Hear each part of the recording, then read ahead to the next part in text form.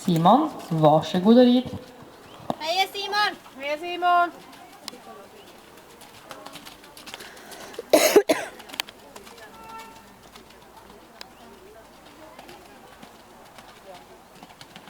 Jag blir typ helt såhär förgiftad om någon som går ut.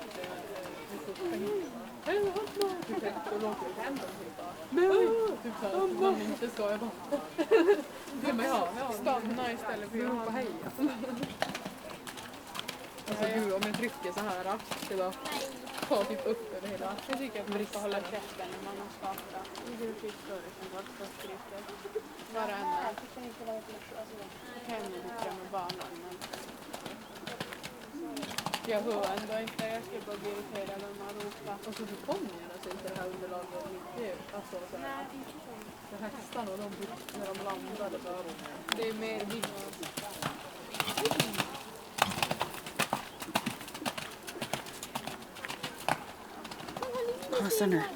Kör det Simon! Gasa!